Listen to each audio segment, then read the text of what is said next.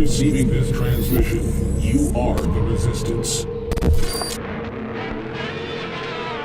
Well, it is truly heroic and inspiring what happened over in Thailand, where 12 young boys were trapped in a cave with their soccer coach.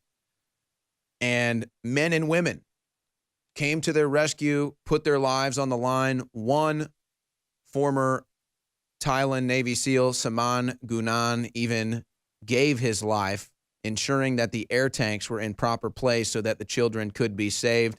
And we are glad to report that as of yesterday, all 12 boys have been rescued and the soccer coach. We're now joined by Craig Sawyer, who was part of this effort, who got called in for his expertise when he was a Navy SEAL. Craig, you actually didn't have to go into the caves yourself, but you were there on the ground doing some thinking, trying to figure out what to do. Just talk about the experience over there, what it was like working with the people, and the moment when the final kid and the coach came out of the cave. Well, I kind of showed up as an afterthought. We were over there in Chiang Rai, just coming back from Cambodia when that happened. And so we heard about it in passing, and we had done our 3 weeks of joint operations with law enforcement and 3 other NGOs all over Southeast Asia. We were on our way home when I got a message saying, hey, Craig, those kids are still in that cave. They're still not out of there, and it looks like you may be able to help. So I reached out to the U.S. Navy SEAL community in a private forum that we've got, and just queried all of the solutions that our guys have. We've got some guys like John Carl Rote, who are famous hard hat and deep divers, civilian divers, after their time in the SEAL teams, and made big names for themselves. A lot of solutions, a lot of development of different equipment. So I was just asking those guys, hey, let's put our heads together and let me bring all of our best solutions and to make sure there's nothing that they're without over there, just in case it can be of help. So I canceled my flight home. I was just about to get on a flight to get back to my family after about a month out of Bangkok. And I canceled that flight and flew down back down to Chiang Rai. There was a lot of barricades with military and law enforcement to keep everybody out. There's a giant pool of thousands of press and support and everything else there. So we were able to get through all of that with our credentials, get all the way up to meet with the liaison, U.S. military liaison that were already there. And the guy explained to me, he goes, Craig, what's your level of proficiency with caves? I told him, I said, well, look, I'm not looking to be the guy that solves this whole thing. I'm just here to help and humble in whatever capacity I can, man. I just got done helping some of your guys haul ice, and we're shipping water in from our organization to help your workers, and I brought a lot of information from the U.S. SEAL community. So I exchanged those techniques to them to make sure that they knew about all the things that we'd come up with, and ensured that they were armed with that. So we talked about technique and opportunities and options for that. And he let me know, Craig, you can't fit in there. And I was talking to some of the military and police right there at the cave site, and they're showing me, they're like, look, I can barely fit in there. And one of the guys was about half my size, and he pointed to me and he said, you're not going to be able to fit in there, even without tanks. So I thought, okay, well, there's nothing I could do inside the cave, but I just offered to support them however I could. And so really that was it for us. We were there for moral support and sharing information. And we shipped some water in for the guys, but they told me, Craig, really at this point, as far as the physical rescue, these guys, there's the Thai Navy SEALs, but also there's the best divers in the world that's a civilian cave diving crew. And he said, Craig, they've got these systems with multiple systems of redundancy, and it's uniquely designed for cave diving, and they are the best in the world. They do this full time. They do more cave diving rescues than anybody on Earth, and they've got this. And so satisfied that they knew all the techniques that we did and had all the same solutions, and all that had been settled, I felt like, okay, I felt satisfied that I had offered and presented everything that I could. And after a point, we just went ahead and withdrew and came on home so as not to be part of the mess, because it was a big zoo there wasn't enough space. It was muddy. Everybody was kind of in the way. And so the actual physical rescue was on hold, waiting a certain factor that I was asked to hold confidential, and I will do that in good faith. But it did happen. en route, we were flying home to the U.S. when the actual physical rescue operation began. So I'll tell you this, those divers are heroes in every sense of the word. It was an seemingly impossible task. What they had to do to get all the way in there and get those boys calm and get them suited up and get them all the way back out is something you only see once in a lifetime. An entire series of miracles. And everybody involved in that deserves all the praise and kudos they can get. It's the real deal, real stuff. And again, and let's not forget the former Thai SEAL Saman Gunan, who literally put his life on the line and died just to make sure that the boys had those air tanks where they needed to be for the rescue. What can you tell us, though? Owen, real quick, though, before you move on, they said they used every single one of those tanks. Had he not done that, that operation would not have been a success. His sacrifice was needed. It counted for something. So well, I want people to know that. Yeah, right. And he had a family too, and and so pray for his family now as he sacrificed himself for the greater good. That's what every human wishes that is our makeup. That's what every human wishes that their element is. We all believe that. Well, Saman Gunan put it all on the line, and he delivered for humanity. What can you tell us, Craig? We got about 2.5 minutes left in this segment. What can you tell us about the physical conditions of that cave and just how tough it was to maneuver in there? Well, the walls are jagged. There's apparently strong currents in parts of it. There's steep angles up and down, and then there's these very tight sections to get through with very confined spaces. They were saying, basically, they were showing me on their arm, which looked to me like about 15 inches, maybe 15 inches. So they were pointing at me. I'm 6 foot 230. They said, there's no way I could fit through. So that's how tight it was. So the guys would have to physically pull their tanks off, push them ahead of themselves, and then squish their body through to get through some of those tight spots. Wow. So did they have to abandon, I'm sorry to interrupt, this is intriguing to me. Did they have to abandon their air mask and everything to get through and then reapply?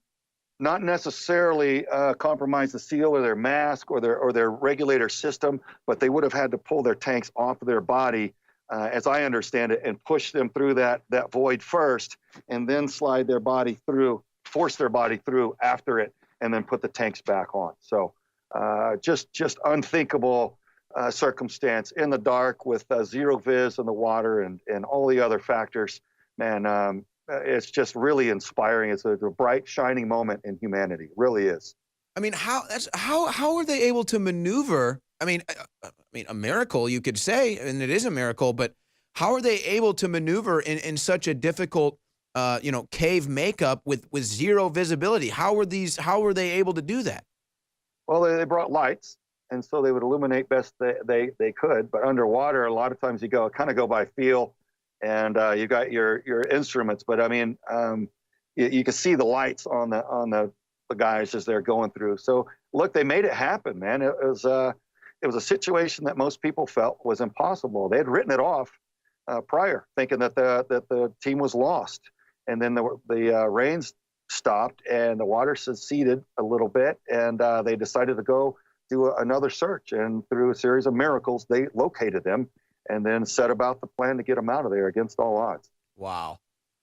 This is just so we're going to talk more about this on the other side, but this is what humanity is all about. It's doing the impossible, coming together to defeat the odds, and then putting yourself on the line, putting your life on the line for the greater good. Incredibly inspiring stuff coming out of that story in Thailand. We're going to talk.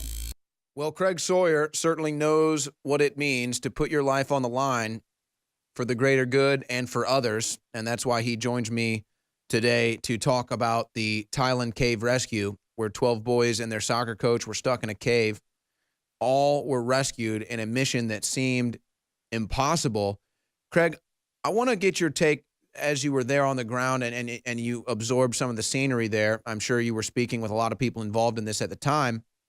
Just talk about the will of the Thai Navy SEALs, the will of these deep sea diver rescuers, and the defiance to say, no, it's not impossible. We will get it done. Just What was that like, witnessing it and knowing what that's like, being with other men that have that same mentality? Talk about the defiance of it being deemed impossible to recognize, or excuse me, rescue these kids.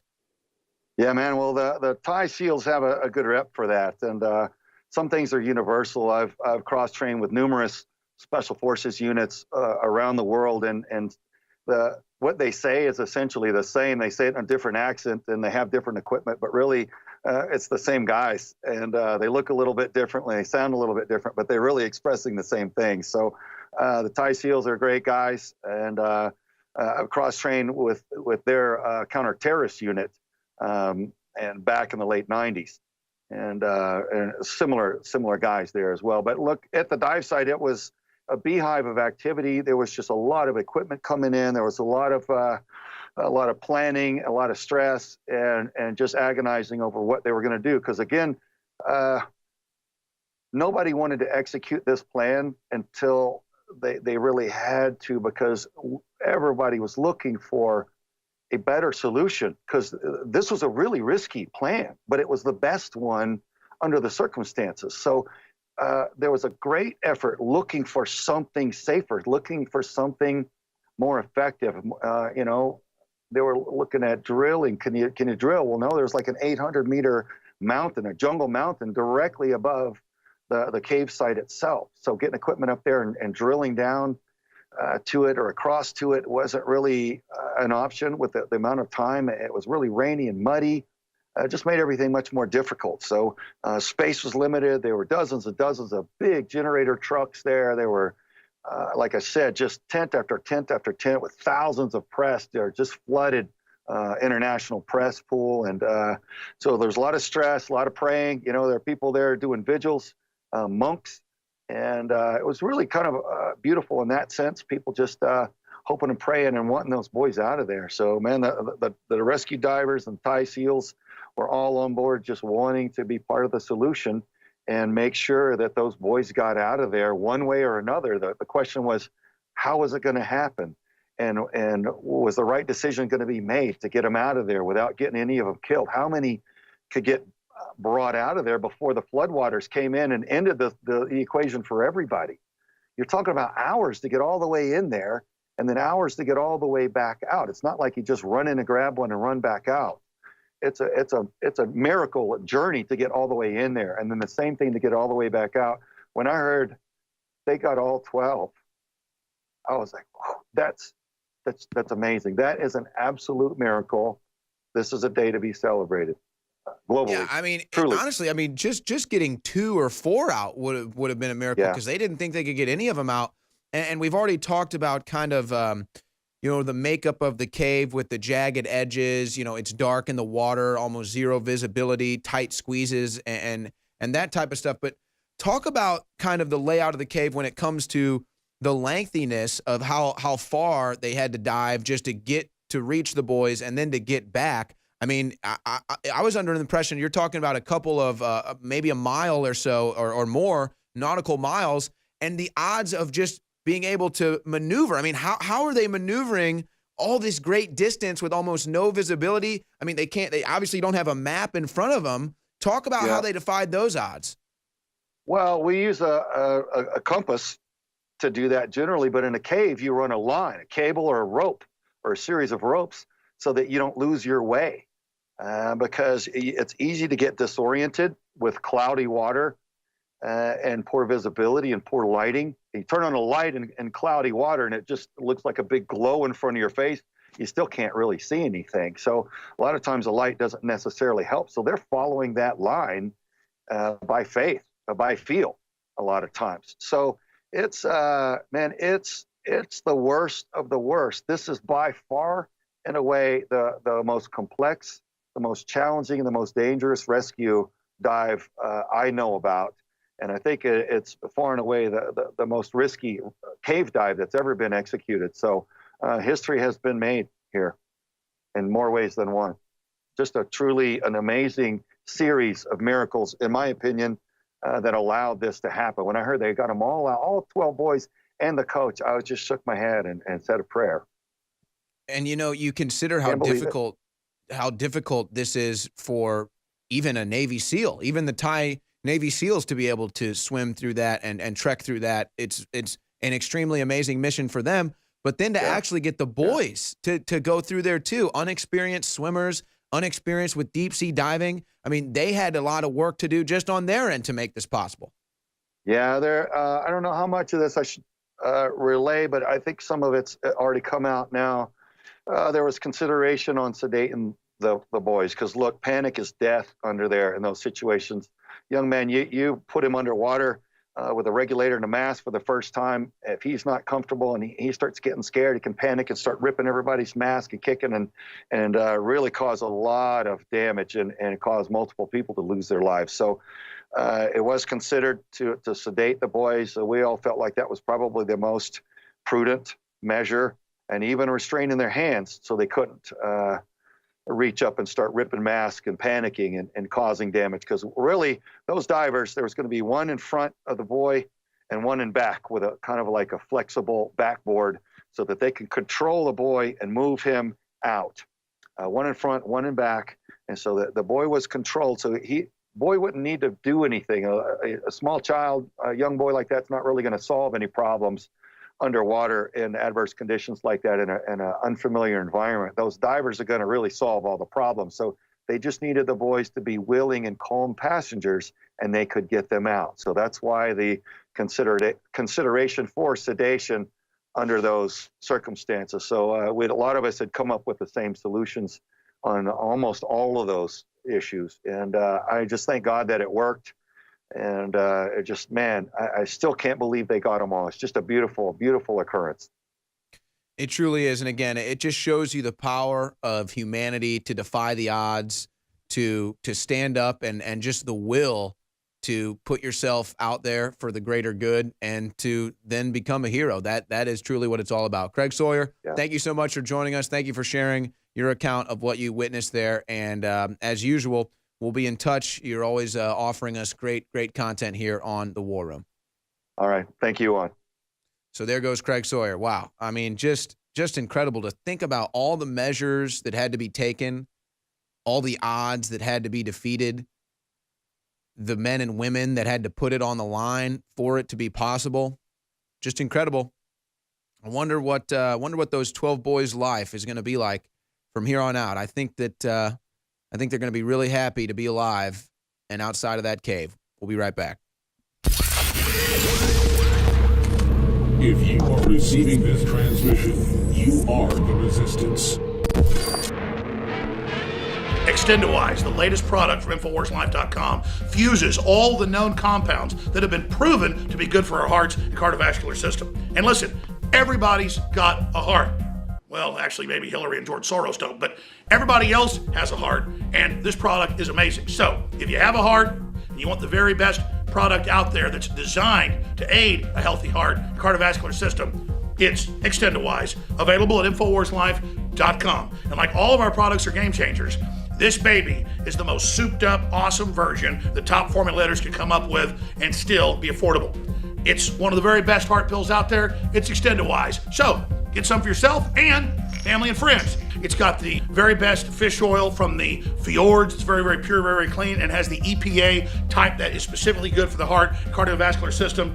It's got the properly formulated type of CoQ10 and more. It is Extendowise, now available at InfoWarsLife.com.